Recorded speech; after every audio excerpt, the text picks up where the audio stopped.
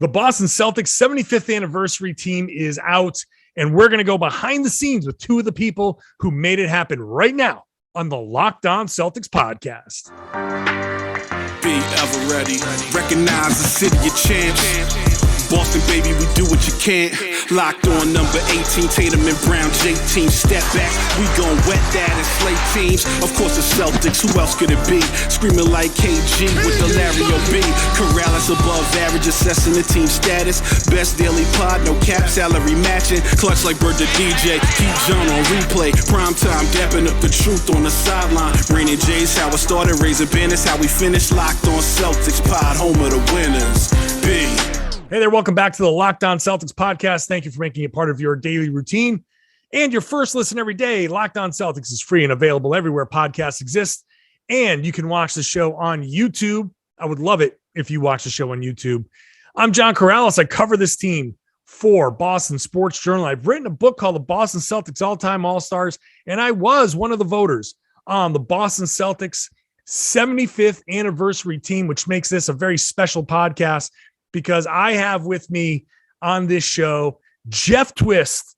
Jeff Twiss is a long-time employee of the Celtics, PR legend, has seen a lot. And Marc D'Amico, who you know as the Celtics team reporter, but is also one of the people who spearheaded this effort to put a 75th anniversary team together. Both of these gentlemen had a big part in this. I was very honored to be one of the voters, one of the few media voters that helped decide the final 15. And we talk about that. We talk about how they did the voting, why they did the voting this way, the entire concept of coming up with this team, and some of the names that didn't make it. Ray Allen, he made it, and why. First of all, I didn't put him on my original list, but why it might have been the right call anyway. A lot to talk about here. So let's get right into the conversation here on this 75th anniversary Boston Celtics team. Well, I am psyched to be joined by Jeff Twiss and Marc D'Amico. Jeff is the Vice President of Media Services and Alumni Relations now currently at the Boston Celtics. You know Marc as the team reporter, but also Senior Director of Digital Content and Production. But I would be remiss if I didn't introduce Jeff in the way of Robert Williams. Twiss! There you go. You got it, John. It gets us all every time, right? Every single time Rob ends a media session. My favorite was at the beginning of the season when the Zooms were going on and he was like, wait, is that Twiss? Yep. Twiss! Every single time. The best.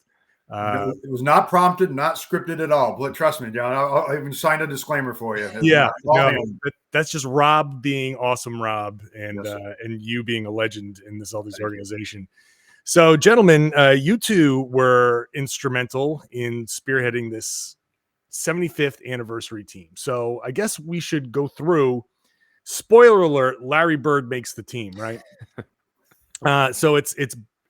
I'm just reading it off the website here. Bird, Garnett, McHale, Sam Jones, Dennis Johnson, Paul Pierce, John Havlicek, Bill Russell, Bob Cousy, Tommy Heinsohn, Robert Parrish, Dave Cowens, Bill Sharman, JoJo White, and Ray Allen. That's the 15-man 75th anniversary team. Mm-hmm. Let me just throw it out there to both of you. What are the challenges here of putting a team together and with so many guys who are like obvious, like it's obvious so many guys are going to make this?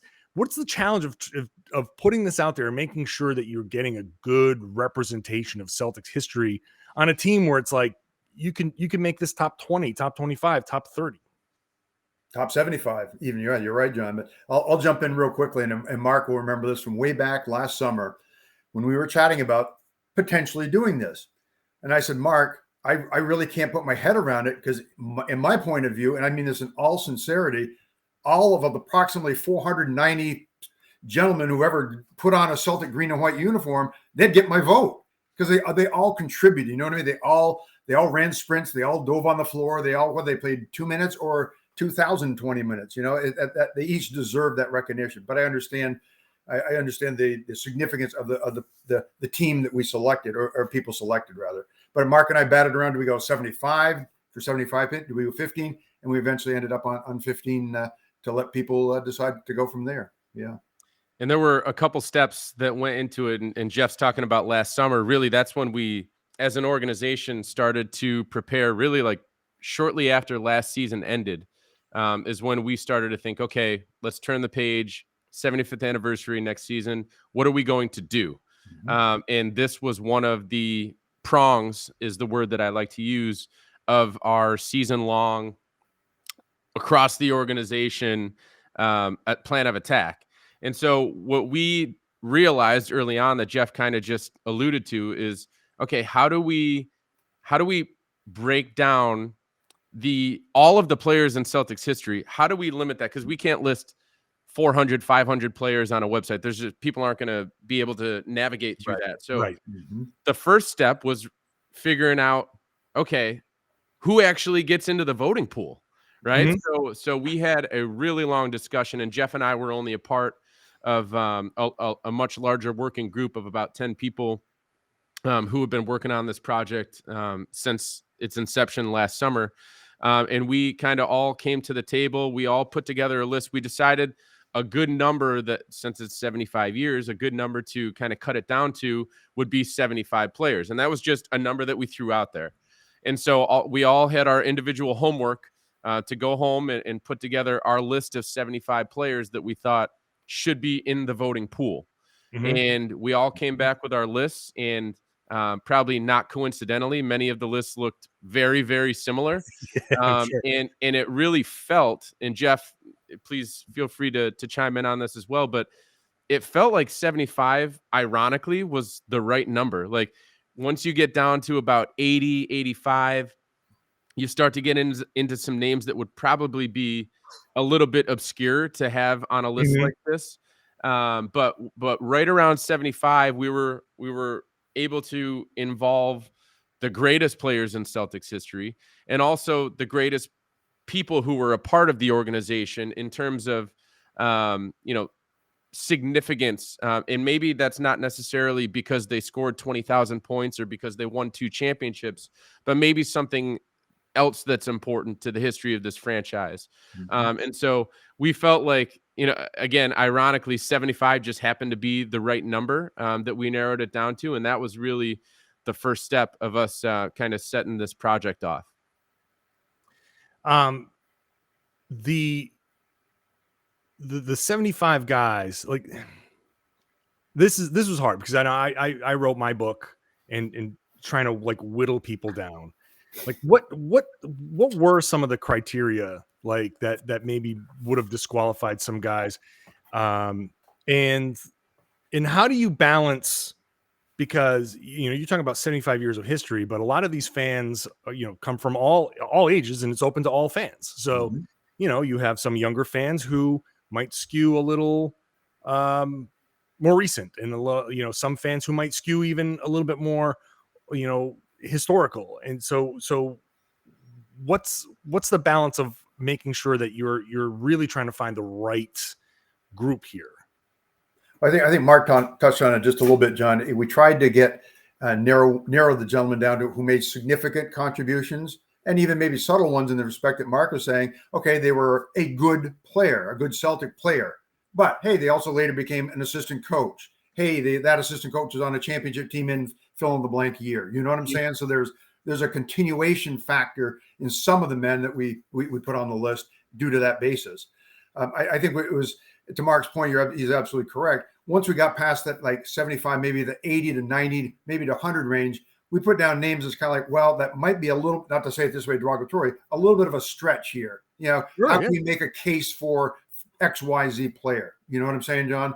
So I think the 75 was good in that respect. But I think it's more of just a general criteria. Okay, yes, championships won, accolades, MVP trophies, yes. Those are all factored into consideration. But also I'll use an example. Tommy Heinsohn might be a good one because Tommy was a heck of a player for 9 years, also became a broadcaster, also became a head coach, and had that continuation from 1956 to when he passed a couple of years ago. Yeah, and I think the best example is a name that we all know very well and is one of the most important names in the history of the sport, and that's Chuck Cooper, right? And Chuck Cooper did not come to the Celtics and put up 30 points a game and lead the team to a title and win an MVP and all of these things. That's not why he's on this list, right? He's on this list because of his historical significance as being the first Black player ever drafted in the NBA and by the Celtics. And this list would not be the right list if a person like that, with that amount of historical significance, not only to the franchise, but to the NBA as a whole, it wouldn't be the right list if someone like that is not on it. So I think that that's a great example of just being able to work in everyone who had historical significance and contributions to the organization onto the list, as well as the players who were just downright great, right? And I think one of the best ways that we accomplished this goal was that group of about 10 people that I mentioned earlier that were kind of in this working group. And it just happened like this. And I think it was a blessing in disguise, is that we kind of spanned many different generations of not only NBA fandom, but also Celtics fandom, right? So people like Jeff Twiss and Dwayne Johnson, who have been with the Celtics for 4 decades, they have the greatest knowledge of those players from the early days, right? And then we had some people who were kind of in between in terms of age and time around the franchise, who would be able to speak, really well on maybe those middle years, and then maybe some younger people who were members of the organization, or at least growing up in the New England area as Celtics fans, who would be able to kind of speak on those recent years. And so having all of those different groups of people working on this, I think allowed us to get all of those separate perspectives. But like I said at the beginning, I think everyone knew what they were doing, because many of the lists, even, Jeff's list and my list of 75 players were maybe 1 or 2 off. And so we just had to work out those final few spots. And that's really, John, what we were looking to accomplish with the voting panel. And I'm sure we're going to get into this in a little while, but we also wanted that exact same,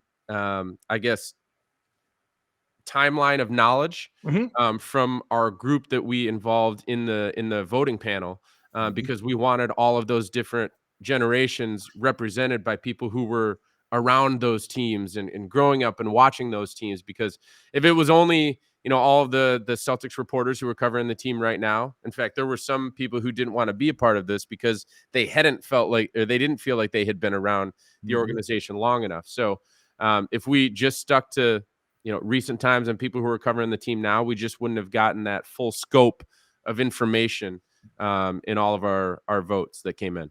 Yeah, well, why don't we get into that right now? Like, what was the thought process going into that? What did you end up putting together? Yeah, Jeff, feel free to jump in. Well, go ahead, Marc. Sure. You kind of was, as I told John earlier, you're a little bit of the spearhead for really setting up the, not criteria, but the as you said, the guidelines, the boundaries type of thing. So go ahead, jump in. Yeah, so I think, and not to get too much in the weeds on this, but essentially what we did is we had, Jeff, myself, Christian Magliola, and maybe one or two other people were involved, where we kind of just put together a huge list of all the people that we thought would have the context and have been around the team long enough to feel comfortable to cast a vote. And really, when we were looking at this media panel and voting panel that, John, you were a part of, the goal of this was to make sure that we got it right? Those final 15 players that were voted to the team needed to be right. And it's not saying that we don't trust the fan base. We certainly do trust the fan base, but you never know what can happen in a public voting panel, right? We just saw Andrew Wiggins get voted in as a starter to the All-Star game. Right. That's because there was a way that was figured out to kind of game the system. We wanted to prevent that from happening. And this is how we did it. We jotted down a list of all of the people that we thought would really have the context to make informed decisions on voting these 15 players onto a list. And, I think we started probably 30 to 40 names. We whittled that down to right around 30 names for the final voting panel.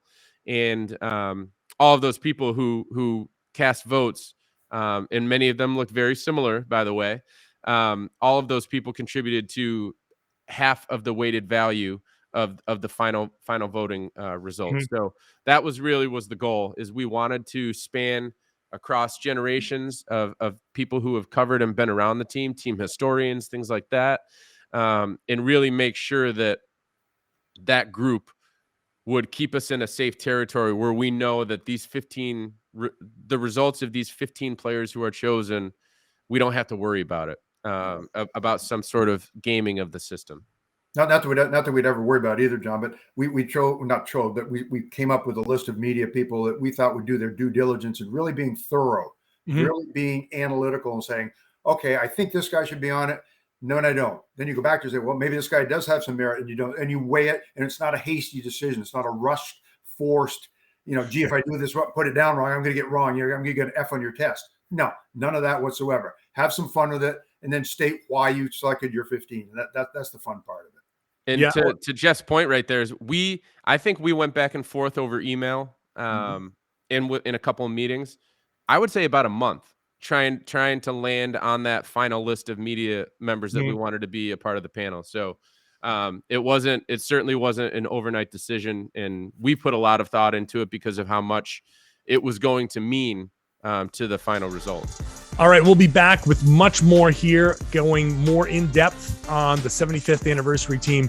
So please stick around for more of that. First, let's talk about PrizePicks. When basketball comes back and starts back up, you're going to be looking for a daily fantasy option around the NBA, and PrizePicks is the way to go. It is the absolute best daily fantasy product out there because it's daily fantasy made easy. Very simple. You pick 2 to 5 players and an over-under on their projections, and you can win up to 10 times on any entry. And it's just you versus the projected numbers, which really is the big selling point here for me. It's not you against a bunch of people with computers, like algorithms and all this craziness that ruins daily fantasy. Frankly, this is you against the projected numbers. So if you win, it's because you're good at this. Entries can be made in 60 seconds or less, so it's super easy. It's safe and offers fast withdrawals. Use the award-winning PrizePicks app. It's on App Store and on Google Play. PrizePicks offers a variety of options too. Any prop that you can think of, from points scored to rebounds, steals, mixed sport entries. You can do pro and college basketball. So if you are a Duke fan, you want to pick Jayson Tatum and Duke's playing, you want to get some, you can go into college basketball and pick there as well. It's not just NBA, it's NFL as well when NFL is in season, college football when you get to college football, baseball whenever baseball decides to come back, everything. So for a limited time, PrizePicks has an exclusive no-brainer of an offer for all users. You get $50 free if a player in your first PrizePicks entry scores a single point. But you got to use that promo code NBA. That's right, an exclusive offer for Locked On fans. Sign up today and use the code NBA. You get $50 for free if your player in your first PrizePick entry scores a single point. Well, I mean, I'm happy I had a head start with my book. I picked 12. My book had 12, so I was like, "Ooh, great! I get to add 3 more." That and can I tell you? That's where it gets hard.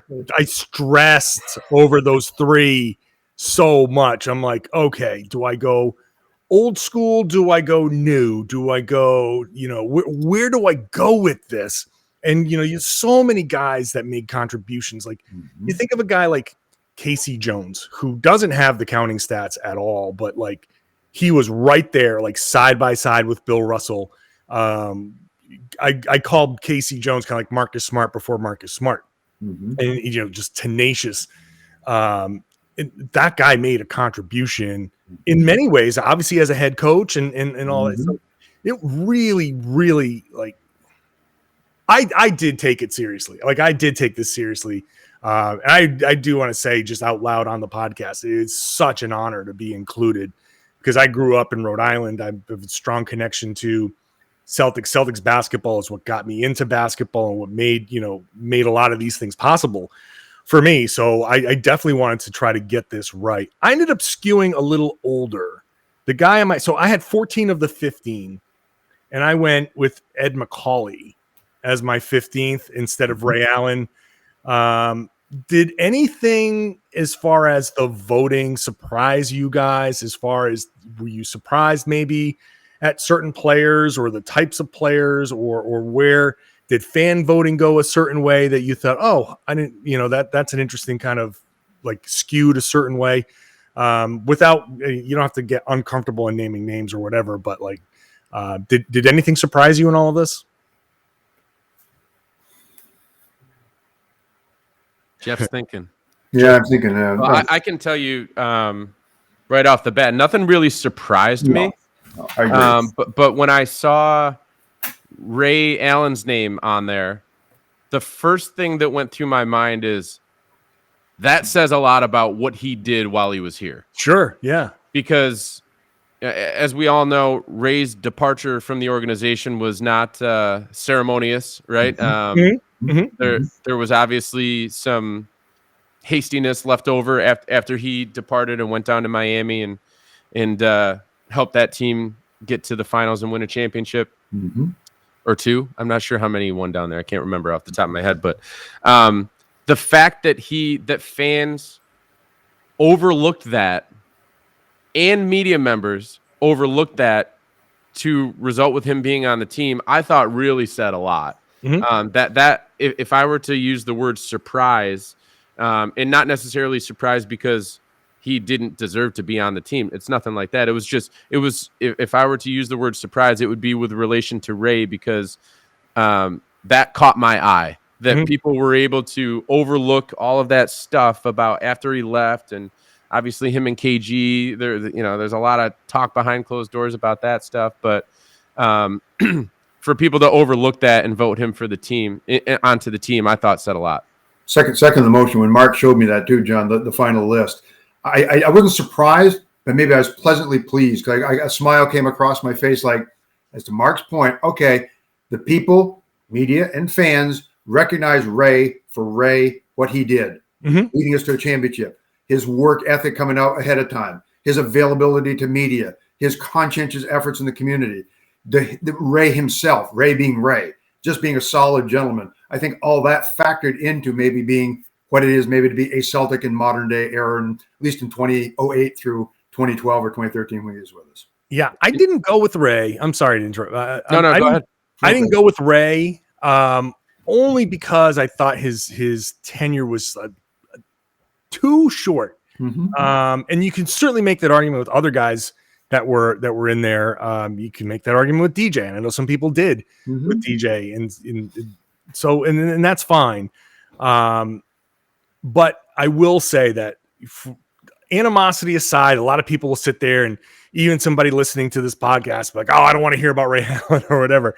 But look, and Doc has said this plenty of times when he's come back, Ray was the guy who sacrificed the most when it came to putting this big three together. And I think that is, looking at the final list, I can acknowledge that Ray might be actually the right answer there, because he did sacrifice it. When he came over from Seattle, that he was a 20 plus point per game scorer. I mean, he was still a very high usage guy.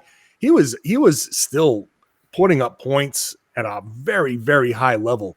And he took a big hit as far as giving up shots and playing a much more specialized role with this team. And he did it without much complaint or any complaint. And so that definitely does need to be acknowledged. That 2008 team and what it did to turn around the franchise after a long stretch of bad luck and bad management and all of that, it does have some significance. So I will echo your points that, yeah, it's nice to see that recognized. It is. Now, hopefully it can thaw between these guys. I don't know if you guys saw it or even care to comment, but the KG kind of interaction with Ray Allen kind of walking past them still feels like KG's a little tense. We'll leave it at that. I don't care to comment, just to clarify. I understand. I'm not asking you to. But hey, I mean, Ray was Steph Curry before Steph Curry, right? Like, I know all three of us that are on this call, and so many of the people who are listening, when the ball left Ray's hands, you thought that thing was going in every single time. I mean, he was a lights out shooter, and he was taking 7-8 threes a game before that became normal in the NBA. Ray was one of the people who started to turn it in that direction. And then you also can't forget about what he did at the other end. He was a major part of that defense being so great. I think a lot of people only think about the offense and the shooting, but he was pretty darn good defensively for that team too. There's no way that you can be so dominant defensively while having someone who is, I guess, a weak link. Sure. There was no weak link in that starting lineup. And one more thing that I want to say, just in terms of surprises, flipping the question a little bit, as opposed to surprise of making the team. One of the names that we'd be remiss not to comment on of not making the team is Cedric Maxwell. I mean, obviously a finals MVP, which is, if you go through all of the people who made the team and the voting, that was a very important part of people voting, was how important was someone to taking home a championship and raising a banner. Max was one of the key reasons why one of those banners is up in the rafters, his numbers in the rafters. He was just outside the top 15. He was right there. And so I'm glad that he got the acknowledgement of being, right on the edge. But it was a little bit surprising, just with how long he's been around the organization. Obviously, he's been calling games here for 20 plus years on the radio with Sean Grandy. His numbers in the rafters. There's a certain amount of players that are up there. So that was, again, if I were to use the word surprise about a player who did not make the team, he's the one that I would use that for. Yeah, I agree with your thoughts here too, Mark. And we all seem to forget sometimes, as you said, Max is now, you just hear him on the radio, but Max was the one who really kind of had to try to stop or contain Dr. J, James Worthy, Bob McAdoo, all the tough, the formidable forwards they had. Larry was kind of playing the other guy. Max always drew the weak straw. Oh boy, I have to cover these guys. Bernard King comes to mind, Oh boy, try to keep him under 40 points a game. Good luck, But he did it, and he here again, to your point, John, he accepted the role beautifully. But you're right, he probably should have at least a good mention of that 75th All Celtics team. Yeah, it's limited to 15, but you can go out to 20. You can go out to 25. You can go out to 30. Can you share? I have two voting questions. One, I don't know if you know the answer, if you have that stuff handy. How many of these guys were like unanimous? That were any of these? I'm sure like the Bird and Russell and some of these guys were on everybody's ballot. You cannot have. Do you have any recollection of how many of these guys were unanimous across the board, fans and media voting? And while you ponder that, the other one is on the other side, that 16 through 20. Do you guys have a sense of who did just miss? So Jeff, I can take this. Both of these questions. So actually, I'll rewind a little bit. Another gigantic part of putting together this project was, how do we have people vote?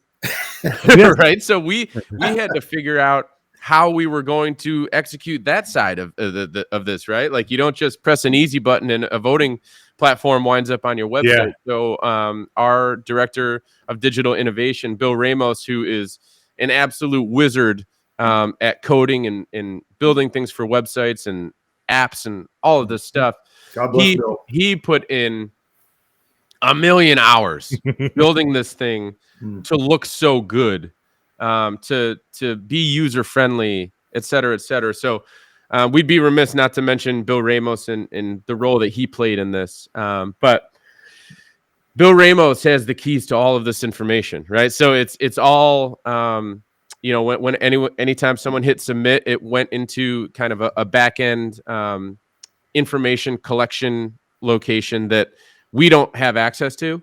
And so I've chit-chatted with Bill every now and then, just because he has all of the results and he has to, put the glasses on and type in all the numbers to make it all come together.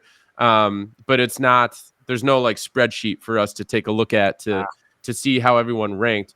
That being said, I would venture to say that probably the top 8 to 10 players were likely unanimous across the board, just given the amount of, I guess the significance of their contributions to the franchise while they were here.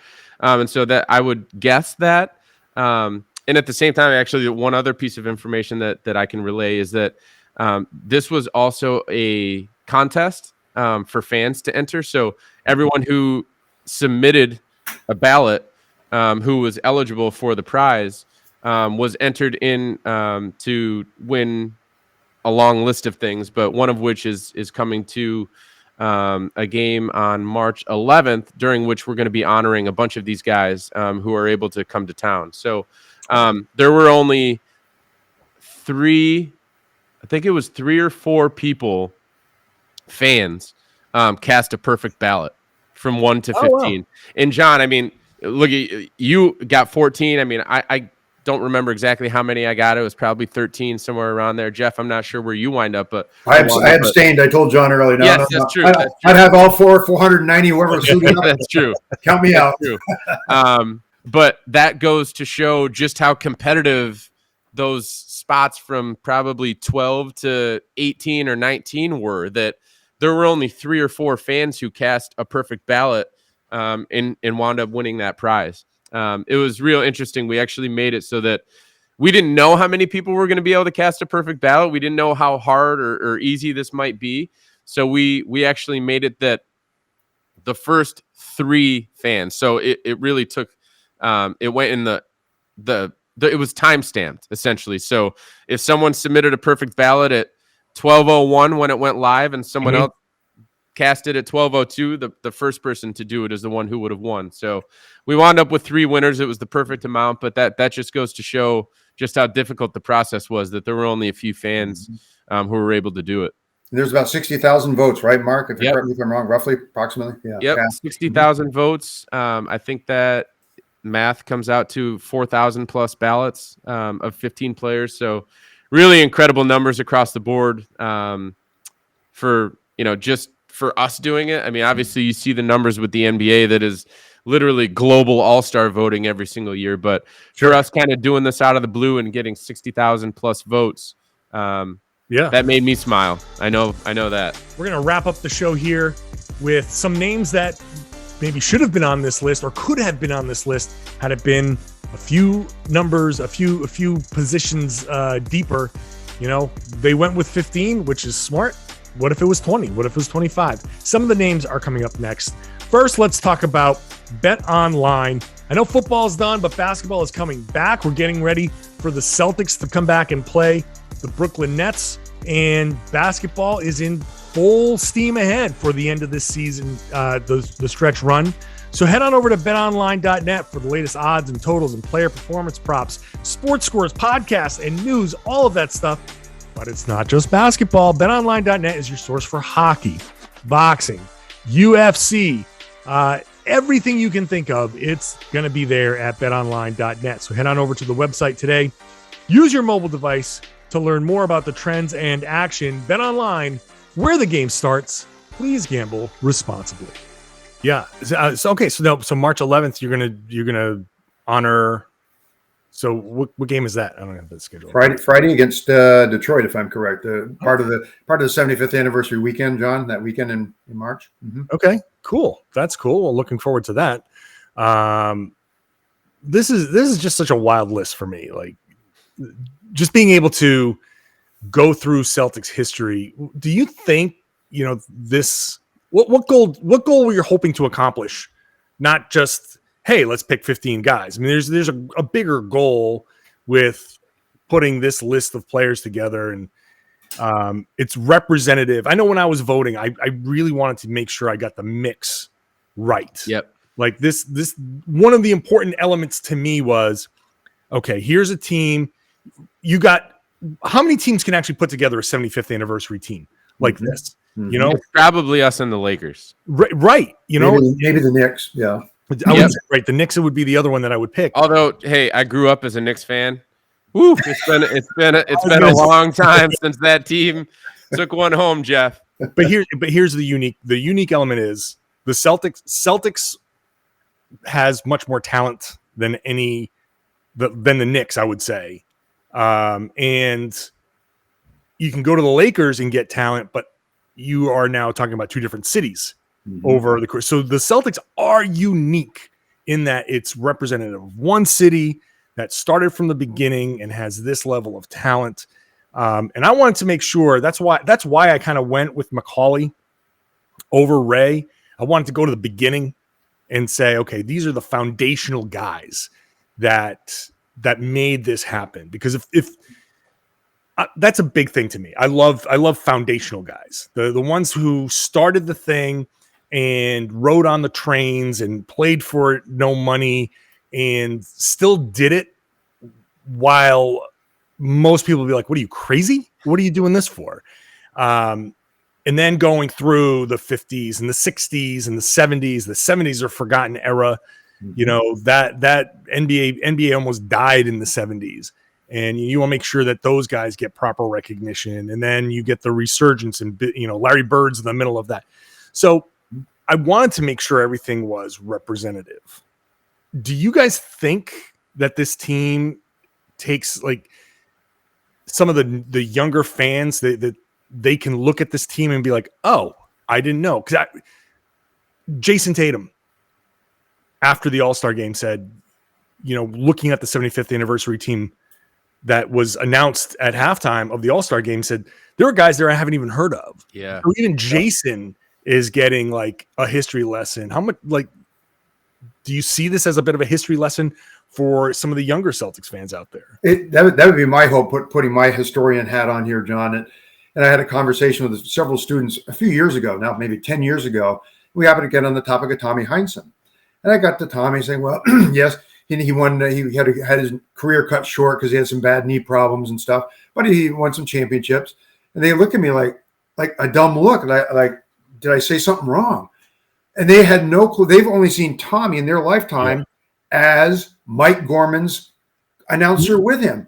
Yep. I said, oh, by the way, he's a pretty good head coach. He's coach of the year twice, you know, won the title in 74 and 76. And yeah, he happened to play on a few championship teams from 56 to 65. Yeah. They had no concept of that, John.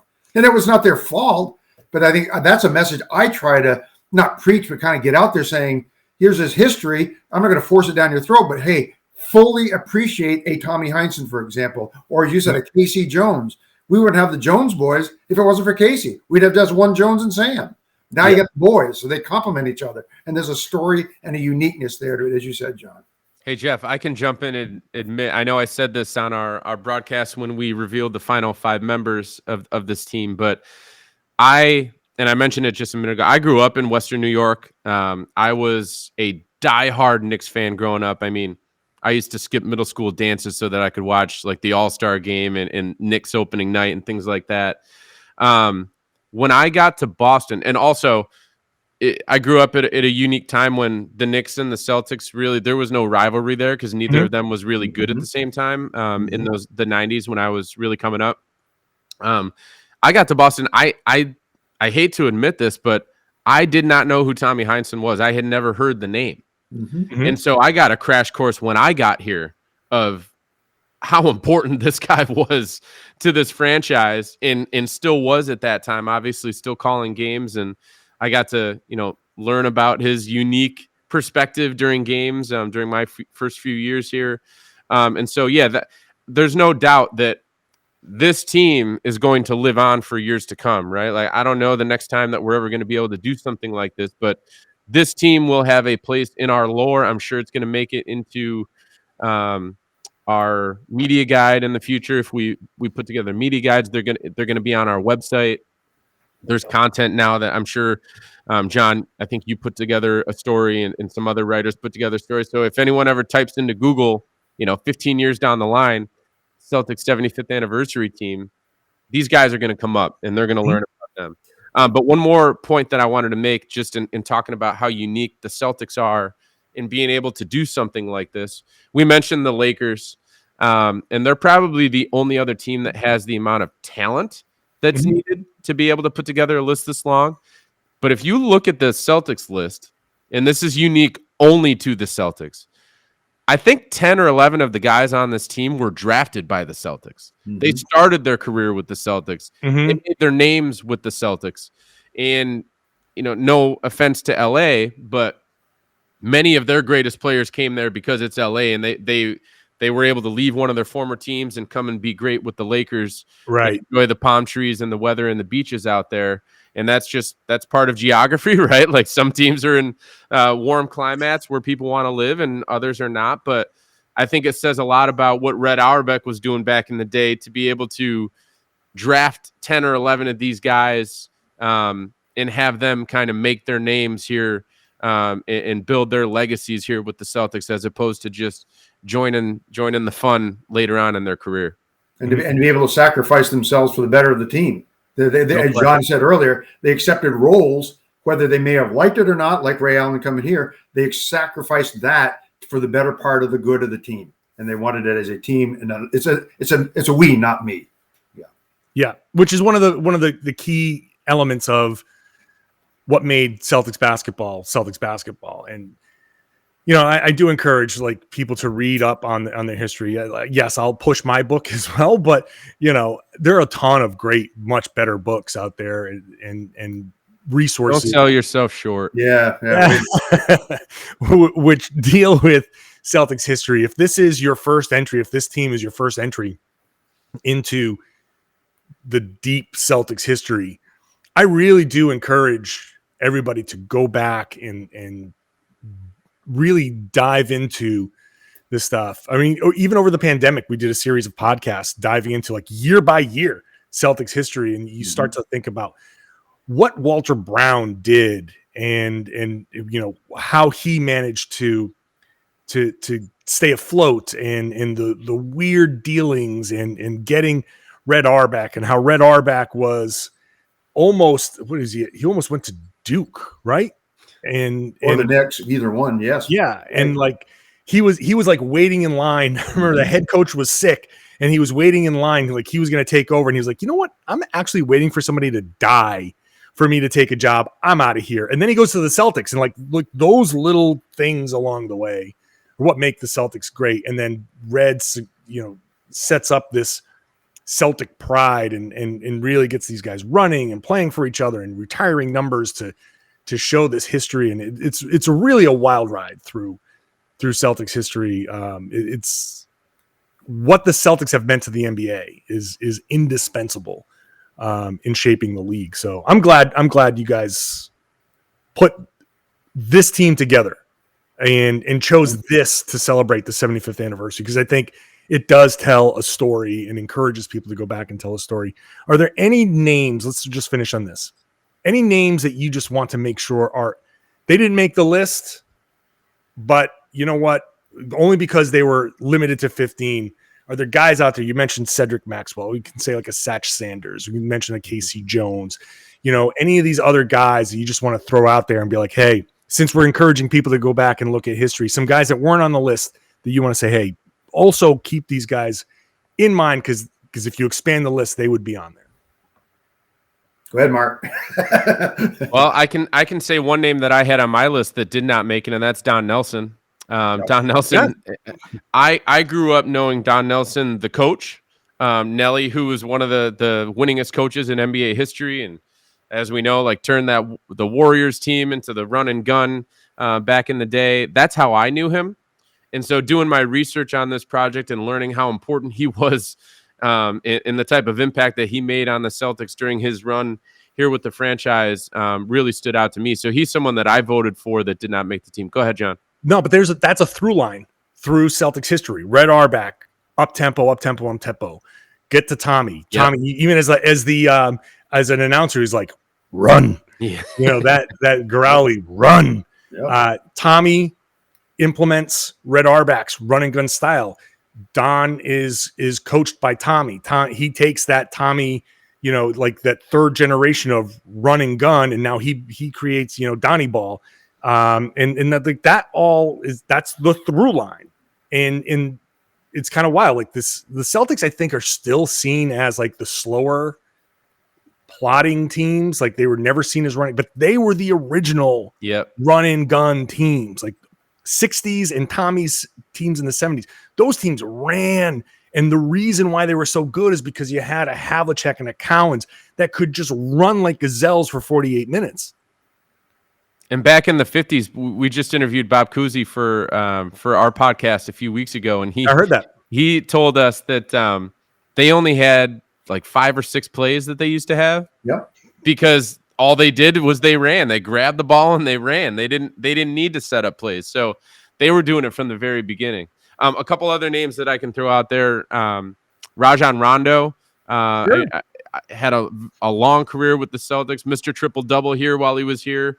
Was chasing down Larry Bird in that category for a while. Incredible assist man. Playoff Rondo obviously will go down in lore. And then one other person that we know if he was here for longer and he stayed healthy, he would easily be on this list is Isaiah Thomas. What an incredible impact that he made here in what felt like 5 years here, but it was really only 2.5. Yeah. Which still blows my mind that it was only 2.5 years that he was here, but really incredible what he accomplished here, but he just didn't have that longevity with the franchise to be able to be voted onto this list. But his short time here was remarkable, to say the least. I'll add 2 more that comes to the top of my mind, Mark. One is Paul Silas. Good chance we don't win in 74 and 76 without him being a compliment to Dave Cowens, at least on the rebounding factor. And the other one is sometimes I think not that people forget, but we guys like, oh yeah, was Danny. Danny Ainge was a part of championship teams. He built a championship team in 2008. He's pretty darn successful in his Celtic tenure. Yep. My last one is Reggie Lewis. Yeah. Who, sadly, I don't want to end on a sad note, but man, that dude was good and defensively was a monster. I mean, he blocked Michael Jordan like twice in the same play? Like he was, the shame of it is that I could project out, and I left him off my list and I left him off in my book. And we could project out and be like, oh man, he probably would have been on this list. And think about how much Celtics history changes if he is, things go differently for him and things go differently for the Celtics in, the Len Bias, like that era. So much in Celtics history changes. We don't get, and again, you don't have to comment on this, we don't get the Rick Pitino era and everything that went with that. I think the Celtics kind of cruise through a little bit, and you can't guarantee that they would have won anything, any other championships, but I don't think you have that deep pitfall. But at the same time, maybe you don't get Paul Pierce and you don't have that story. And Paul Pierce's story was awesome. I love Paul Pierce's story because it's redemption. It's, he was ready to be traded and he had a real down period. And then all of a sudden he commits and then you get Ray and then you get KG and then he gets, I think, his proper due. I'll end with this. I see a lot of people on Twitter kind of denigrating Pierce's inclusion in the 75th NBA team. And they put down a lot of what he did because of, Ray and KG coming, and that's how they won a championship. I think that the championship tells, it turns the narrative for sure, but I think it makes the narrative more accurate because Pierce was a hell of a player and he just never got his due because of other factors in the league and just where the league was and where he was mentally. It gives, I think, the proper perspective on a career that was, I think, worthy of inclusion to the 75th anniversary team. No doubt. And I think you can't argue against it and say that he only won the championship because KG and Pierce. He's the one who got finals MVP. Right. Like having that stamp on his resume, I think just cements it in stone. I mean, Reggie Miller only made 5 All-Star games. And I think a lot of people's vision of Reggie Miller, because he's been around the game, he's calling games, he's around a lot. People view him as one of the greatest players ever. Paul Pierce made like 10 All-Star games. That's double the amount. Okay. Right. So right. He was an elite player for a long time. And he certainly deserved to be on the NBA list. And he certainly deserved to be on this list that we were able to put together. If I can just close out too, John, for one thing, I'd like to thank several people, but particularly Jackie McMullen, Bob Ryan, Mike Gorman. They were instrumental really in the live part of it that we had over at Encore. They were just super and actually kind of representing a good cross section of Celtics history, at least from when Bob started in the late 60s till now, Jackie from the 80s till now, and Mike, of course, has been our announcer for 40 years with this NBC Sports Boston. Thanks to each of them too. They were wonderful. Absolutely. And John, I'll just say, when we started to have these conversations last, I had no idea that it would turn into what it turned into. It really was an incredible platform, and I couldn't have been happier with the way that everything unfolded, from our live events to the voting results to the amount of interest that this generated across Celtics fans across the world. It really was just a home run. And I can sleep with a smile on my face once we got all that stuff wrapped up a few weeks ago with unveiling the final 5 players. I was like, man, this was awesome to be a part of, and I'll always be able to tell that story, no question. Well, again, as a person who really does appreciate the history of the team and the league and the sport, I'm very happy with the way you guys decided to do this, and obviously meticulous effort to get this right. And I think you did get it right. So I'm very happy about that. Jeff, Marc, appreciate it. You plugged the podcast, the View from the Rafters. I think you guys are doing a good job with that from behind the scenes stuff. Thank you. So check that out. I do enjoy listening to that. I'm a voracious consumer of all Celtics content. So it's good to get that behind the scenes stuff. I love the conversation with Kuzi. That was good stuff. All right, guys, thank you so much. Really appreciate it. Thank you, John. Again, a big thanks to Jeff and Marc for hopping on the podcast. I love this stuff. I love the history of the game. And so this was a super fun project for me to be a part of. I'm thrilled that they asked me to be a part of this. Again, my book is the Boston Celtics All-Time All-Stars, which was 12 players. So I did get a head start. If you want to read my book, you can go find the Boston Celtics All-Time All-Stars wherever you get books, wherever you can find. It's on Amazon. It's everywhere. And you can go to my website if you want a signed copy, johnkaralis.com. The book is on there. You can get a signed, personalized copy. You can give it as a birthday gift. Father's Day is going to be coming up. Anything you can think of makes a great gift. Go to johnkaralis.com. You get a signed, personalized copy. So thank you very much. And we're back to talking basketball. This is the we're getting into Celtics Nets, and I'll have Tom Westerholm back, and we'll get into a podcast tomorrow for looking forward to the rest of the season. And then it's a post-game show, and we're off and running. 22 games left. Can you believe there's only 22 games left? I can't. We went from the season is almost, there's plenty of time this season to the season is almost over. So thanks to all of the subscribers. Thanks to all of you who watch on YouTube. I'd love to get more subscribers. Helps me out a lot. So if you are a subscriber and you want to share the podcast, spread the word, tell your friends tell them all that they should be listening to and watching the Locked On Celtics podcast here on the Locked On Podcast Network.